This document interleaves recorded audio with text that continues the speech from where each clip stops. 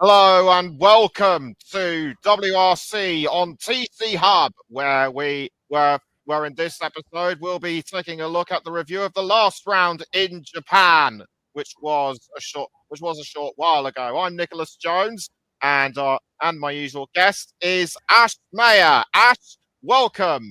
What did you make of the events that went on in Japan? Hi, Nicholas. It's good to be back. Yeah, it was an absolute epic rally, Japan. It's so good to be back in the land of the samurai. Yeah, it was an absolute epic battle between Evans and Seboje right through the rally of Japan. But yeah, some key mentions from the rookies that we will go through. But it was an absolute epic rally, throwing major twists and turns throughout the rally. Yes. Evans and Ogier, they go really well on tarmac. I think Evans showed a bit more aggression than he has done throughout this whole season. Even in Sweden and Kenya, he wasn't that aggressive. Yeah, no, look, I think it's mainly come down to because it's the last rounds of the title fight and he's pushing really, really hard. And he's been consistent throughout the season, but I don't think he's really been pushed. And you can see OJ is putting pressure on him because he's always also got that consistency. And throughout the season, OJ's also been there, winning stages, grabbing wins, and it's also spurred Evans on to like really really push for the title fight because it is very very close in the top three, and it's not out of the title fight for Tanak. He's still mathematically in contention, but with Evans and Sebo J riding like they're riding, I mean, it is between those two. It is anyone's game for the title.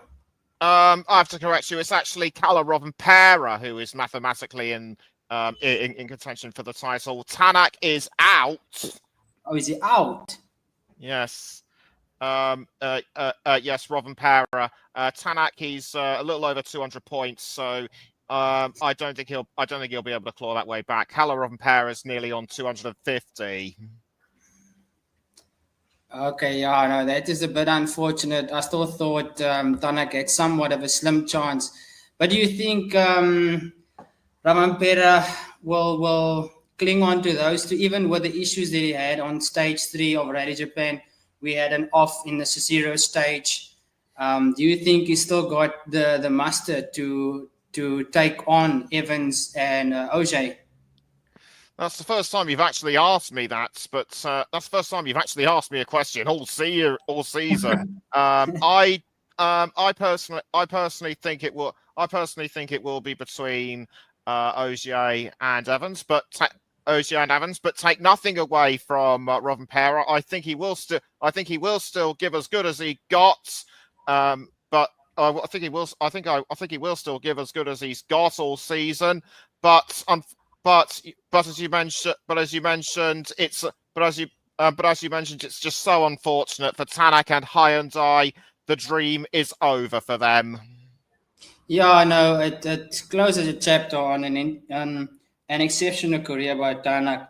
It's just unfortunate that, I mean, you can say he didn't achieve what he really wanted to by grabbing titles and things, but he has left a mark on the sport. And a special mention by Tanak that did say, I'm not by Tanak, by Yakuza, that he will miss Tanak in the rally. Hopefully, he comes back 2020 season. But I think due to the issues that Hyundai have had over the last 2 years, I think it's become a bit too much for Tanak, and I think he wants a bit of a break. But who knows? Look, I'm looking forward to seeing him maybe 2027 come back and make a return. But for now, we will have to say goodbye to Tanak. It's like some of those great drivers who have been at the sport for a long time. They go, but then they make sporadic appearances. Sebastian Ogier and even indeed Sebastian Loeb have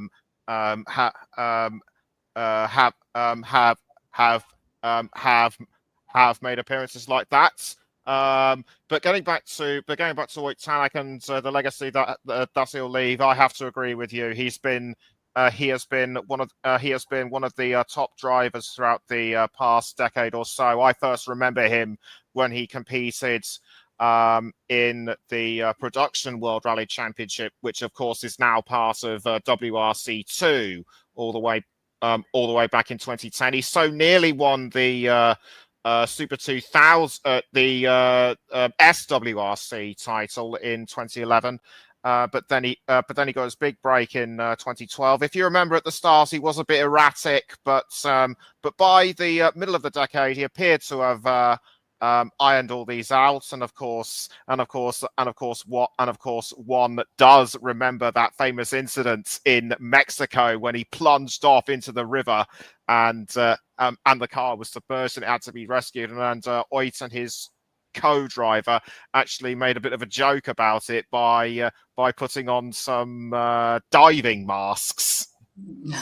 Yeah, I know Tanak left a remarkable impression on the sport. I mean, coming in, like you say, he was a bit erratic at the start, but I think that comes with the territory and finding your feet in the sport. I mean, but he's had a monumental career, and yeah, and I wish him all the best and hope he makes a return in 2027. Because if you look at how the fight that he had with Novell, the ups and the downs he had this year, he was there this year. He was in the title fight, but I think it's just that the manufacturing side of Hyundai let him down the most. Because I would say he was up there as in terms of consistency with the likes of OJ and Evans. It's just that on the manufacturing side, Hyundai has been a big letdown. Yes, in a way that kind of reminds me of a Finnish driver called Mikko Hirvonen when he was at Ford. The package was there, but it wasn't exactly right. Even though Ford during this time did win the manufacturers championship, but that was when they had Marcus Gronholm. But after that, it all started to slip away from him, even though it was in contention for the championship in 2009. Yeah, no, look, we'll have to see going into the next few years what will the impression leave, or the gap that Tanak leave, and which rookie will fill his boots. I mean, because there's lots of them in the wings waiting, as we have seen. Well, Oliver Solberg is already jumped to Toyota, so he's signed with Toyota. So who's going to fill the void that Tanak has left? I mean, the rookies are sitting there waiting. I'm personally looking at Cesc. What will he do next season? Yes, indeed. I mean, surely he's got to. Sure, this year, but you touched on some of the performances of the rookies in Japan, and the first ever podium for Sami Pajari in what has been a learning year. Now that he's got that under his belt, will he be looking for more podiums next season? Oh no, most definitely. Look, I gotta give Sami Pajari an absolute full credit. He's had a phenomenal season. He's finished in the top 10 for the better part of most of the season, and he's really been up there. Out of the rookies, he's really been a shining light. And I mean, I can only see with the fact that now he's got a first podium. A little bit unfortunate by Takutsa with the mistakes that he made, but I can only look to forward for Sami Pajari. And I'm looking forward to seeing what he's capable of, because I think he's got the bugs out of him, and his next season, I think he'll push. Yes, that certainly will be interesting to see how well he will push, but also But on the other side, disappointing Rally Japan for Josh McAlean, because from what I remember, he was looking forward to it. Yeah, no, look, he had a pretty solid start, but then he got caught out by the Shinshiro stage 3, where Ravampora also had a off. Unfortunately for him, Josh McAleen was out, and Ravampera was able to come back on with, and he managed to fix his suspension. But as for Josh McAleen, it was a bit of an up and down Rally Japan, because I think most people look forward to Rally Japan because of the tarmac and the mixed condition and all the issues that it throws on track. So a bit of unfortunate rally for him, but I mean also a lot a good learning season for him, and I think he can, when we go to Saudi, I think he can pat himself on the back and say, look, he's had a solid season. I wouldn't be too hard on him. No, I certainly wouldn't either. But at least Greg Munster salvaged something for the team. And speaking of the rally, Saudi Arabia, there will Martin Sesks will be there for M Sport Ford, and Ford will also be relying on the experience of Nasser Al Attiyah, a multiple Middle Eastern rally champion. So it will be it'll be great for the team to benefit from his years of experience. But he hasn't driven, but as far as I know, he's not driven a Rally 1 car. So this could be a bit of an upward. So this could be a steep learning curve for him, but he's not afraid to drive anything. I mean, he's won the production rally championship. He's won Dakar.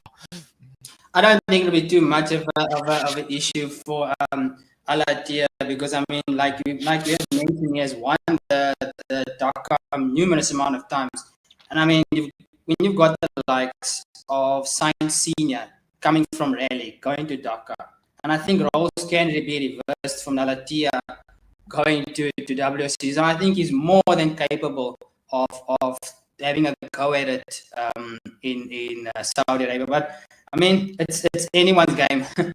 It certainly is. And now we get to the point of the program where we ask who your driver of the rally is and the reasons behind it. Oh, this is an absolute tough one, because, man, who do you call? Because if you look throughout the Rally Japan, Evans had a little bit of a slide and a little bit of off on embankment on the final day, but he managed to recover well. And then if you looked at the last stage, the wolf stage, where on the timings it was neck and neck, and Evans and Ogier were absolutely pushing.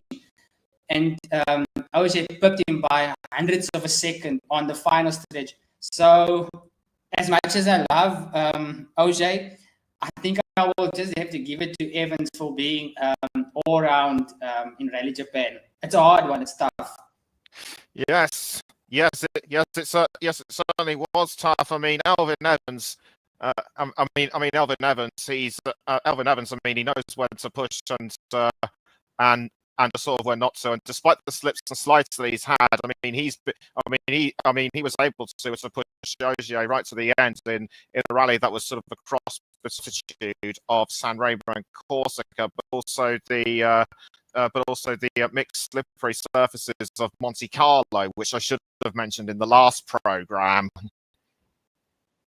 Yeah, no, look, Rally Japan always throws a bit of mixed conditions with the fog. And it's, as Seb Ogier mentioned, I think it was on day 2, where the leaves also made it a bit slick on the tarmac. So that was also causing a lot of drivers' issues, as you saw with Ravampera that had off, Josh McAleen had off, and then with Evans also coming off the bank. But even Formo had a bit of a slide. So it's one of those remarkable rallies to go to, where it throws everything at you. A bit of Monte Carlo, a bit of what can I say? A bit of just all round rain, wet, fog, tarmac. It's just so slippery and tricky. Yes, indeed. And now here's a new part of the show where we talk about some of the other news and rumours that that Ash and I have been talking about off air. We've had a few chats 2027. We know for sure that Lancia will be taking part in in WRC in WRC2 next year, but could they also be competing it in the top class from 27 onwards? Subaru, there's been rumours going about for a few years that they might come back in 2027, and also Renault might be making a return to the series. Some of our listeners may remember the Turbo from the Group B days, but Renault may instead be entering the Romanian sub-brand Dacia. So with 2027 drawing ever closer, could those rumours actually become true? Well, Nicholas, in terms of Dacia, with Dacia's background in rally, and Subaru is also back, and I think they're coming with a new power plant or whatever the case may be with Subaru. Look, those two will be something to look at, and it might lure Tanak to one of those teams.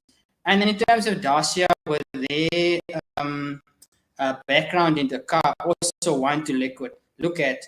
I don't think Subaru and Lancia will make much of an impression in 2027, depending on the package that they come with and the drivers that they manage to get. I think in the next, I would say 3 years for them really to start throwing wind at the title fight. But who knows? I could be very wrong. I mean, these guys, the manufacturers have a history of WRC titles, WRC wins, and they've got the backing of major sponsors and so forth. So I mean, it's up in the air for me. Yes, indeed, and something else that could be up in the air are a couple of rallies. For the past year or so, Aberdeen City Council in Scotland has been putting forward proposals to Scotland for 2027. The Scottish Forest Stages, from what I've seen and remembered from the videos and indeed on TV, they're very fast and flowing, but they're very different compared to Wales because they're more tree lined. So if Rally GB was to indeed be in Scotland, that would bring the WRC back to the UK, which it hasn't had since 2019. But also it might create a new, because Scotland does have a history of rally drivers and motorsports. Yeah, no, look, it would be nice to see Rally Scotland. I mean, with the tricky conditions and, like you say, the tree line, it's very narrow. I personally, from playing the games, I've loved Rally Scotland, but it's very narrow and very tricky. And with its history of Colin McRae and McRae's daughter also making wind in the sport, in the women's division, it would be nice to have a GB Scotland rally back. And I mean, it will throw an absolute mix of conditions, because I mean those roads are so narrow. It's going to be so tricky, and it's so fast with the sweeping curves. Yes, indeed, and yes, indeed, they are. And Holly McRae has been doing a bit of media work for television. She's presented the British Rally Championship for the past couple of years, and a cracking presenter she is too. We've also touched on the possibility of a rally in America making being selected for the WRC. Was in the States was the Olympus Rally in 1988. So I've forgotten which state it was in, but there are rumours that that's an official WRC round in the USA could be in the country and forest roads of Tennessee. Yeah, with the American, I think it's a lot got to do with the Subaru backing, because they do have a yearly rally in America, and with Leah Block also pushing a rally career It could be bring a new refresh to. I mean, it's nice to have more tracks to go to, and give it bring a different set of fan base to WRC. Not that it wasn't there, but I mean, just open it up more to the, the the USA side, and also like you say, it's a forest track, so I don't think it will be as wet and muddy as Scotland, but I think it'll be more on the drier side and dusty, a bit like Australia. And Oh, Australia! Yes, I remember Rally Australia. yes, so at Tennessee, as from what I know, it's very dusty conditions. So we'll have to see. It might be a bit of a rally Australia. Who knows? But I will definitely look forward to it. Yes, and yes, just like the UK, just like the UK, there are people in America who are super crazy about rallying, but I'm also personally hoping that in the next few years we could see events back in places like are also very keen on rallying. But now we turn our attention to the Drivers' Championship, and as we mentioned at the top of the show, it'll be winner takes all between Elvin Evans and Sebastian Ogier. Yeah, no, those two are in an absolute battle of the ages. It's like you've come to the Colosseum, and these two are just going toe to toe. I want to say like Ravampera still in this fight, and he mathematically is like you said, and he would also want to go out this season with the bag because he's also finishing up and he's going to one seater. But I have to say the way Evans and Ogier have been driving this season, I mean this year has been remarkable. I mean we are spoiled to have like the top three drivers absolutely going heavy and toe at it, and you having an absolute legend, Seb Ogier, still up there grabbing stage wins, setting podiums, setting times by hundreds of a second, popping, and then you've got Evans who's just completely going full out. It's just going. Indeed, and those two have actually taken the championship down to the wire before in 2020 and 2021. Same drivers, same cars, but I have to say this year it's going to be a lot more intense. Callum Rovanpera, as mentioned, still mathematically in with a chance, but for Tanak and Neuville, their dreams are over. Yeah, no, it's unfortunate for Tanak and Neuville. I mean, for Neuville, especially coming in as the reigning world champion, and it's been absolutely woeful. I mean, even at Monte Carlo, where he couldn't find his feet, and the technical issues and electrical issues they've had throughout the season with Hyundai, it's just been.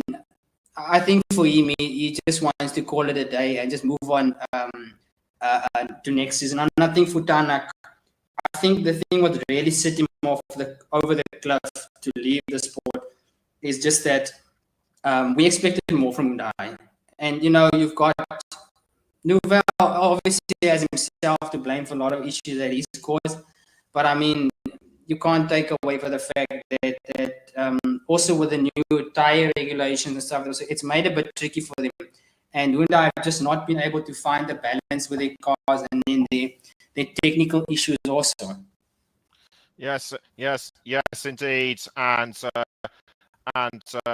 Hyundai, their seats still remain open for next year. So now onto the Manufacturers' Championship. Sorry, really not much else to say apart from who will take the seats of Hyundai and M Sport Ford, but also congratulations to Oliver Solberg and the rest of the gang for just so that it just shows Toyota's brilliance. Yeah, no, look, I gotta give kudos to Toyota because they've been just on the ball from Monte Carlo. I mean, yeah, they've got the driver packages and they've got the likes of, they've got the likes of OJ, they've got the likes of Evans. Kutsa's shown his hand a few times, but he's also had a bit of a mixed bag of a season. But yeah, look, Toyota just absolutely had almost near clean sweep throughout the season. So I mean, they can pat themselves on the back for having a stellar season. Yes, indeed. Whilst the seats at Toyota have been filled, there is still plenty of space on. You touched upon this with me earlier in the week before we went on air that you would like to see Martin's Sesks at M Sport Ford, which I'd have to quite agree with because he didn't do that many rounds this season. He could have benefited from a full season, and you were right. He should have been in the team instead of Gregoire Munster. Yeah, no, I think it's a bit unfortunate that he didn't have a full season. But I mean, for the rounds that he had, he has been pretty consistent, pretty solid. But I'm glad he's getting a drive next year. I mean, and alongside and going up against the likes of Solberg, which has had an absolute phenomenal season, winning almost every single round. I mean, hey, he's definitely got his father's genes. He certainly does. And as for Hyundai, who have still yet to decide on who their driver lineups will be. Who do you think will fill their seat? Yo, that's a tough one. I think Jorgensen. Oh, Robert Jorgensen, yeah. Yes, I think he's more than likely to fill the gap by Hyundai. Look, we've got some stellar rookies coming through. So it's definitely going to put pressure on your big guns. It's a pity that Ravampera and Tanaka are leaving. But we've got Sami PPR in the mix. We've got McAlean in the mix. So the WRC season next year is actually spoiled with amazing drivers, and we can only look forward to what Martin Sess, Jorgensen, and Solberg would do next year. Someone else who could be on the verge of a WRC seat, if at least in my opinion, could be the young Estonian Robert Vives. I mean, he has scored a good number of points in WRC too, but he's not quite. But he's not quite up there. But he hasn't quite up there with the likes of Jan Solons, Rupa Kohanen, Gryzin, Russell, and of course Solberg. Yeah, no, I'd give him another season to find his feet, even though he has grabbed some points. I just think at the moment, with the current crop of rookies, I just think he hasn't been there. But he is showing good performance. I just give him another season to settle in and just find his feet and just learn. Give him another season to learn. Okay, so now that that's out of the way, we turn our attention to the final rounds, the Rally Saudi Arabia, which will be at the back end of November. So in just over a week's time. Now, so this is the first time in some 14 years that the WRC has been to the Middle East. The last time they went there was Jordan, which they did for a few years, and the 2011 event was at the time the closest finish to a round of the WRC. Sebastian Ogier beat Jari Matti-Latvala by 0.1. No, it was 0.2. Sas is now, and for most of the drivers, apart from Sebastian Ogier, this is going to be a completely new ball game for them because it's not just gravel, it's also sand and other bits and pieces. But I think the WRC stages will be a lot different to what we usually come to expect in the Dakar. Yeah, no, look, I think with the sand will throw up a bit of slippery conditions for the drivers. And like you mentioned, OJ being one of the few that actually know the course, it can be in his favor to just take it over the line with the championship. Not to say that, I mean, this is WRC. Anyone on any given day can make a mistake, can have a manufacturer's fault. But I just think it's in OJ's favor, and the ball is solidly in his court to take this title. It's going to go down to the wire, which it's going to throw up an absolute fireworks of a finish. Yes, and also do not forget the Super Sunday points and the Power Stage points will come into it as well. So it'll be who finishes ahead of each other, and and C, who scores the most points. Yeah, I know. Look, if we look at this, the way OJ and Evans attacked the Wolf Power Stage in Japan was, I mean, these two are absolutely going heavy and tongs at the last stage, at the Power Stage. And I mean, if you can have a consistent rally and grab points throughout the rally, I mean, yeah, I don't know. It's a difficult one to call with these two because they are neck and neck.